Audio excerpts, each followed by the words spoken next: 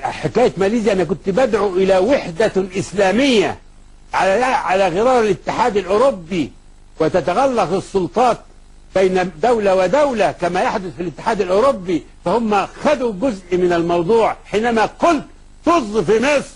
طز في مصر كنت أقول طز في مصر العلمانية. يعني لو أنا بختلف مع الست والدتك في الرأي أو في التوجه، حضرتك ما تجدش أي مشكلة في إن أنا أقول لك طز في أمك؟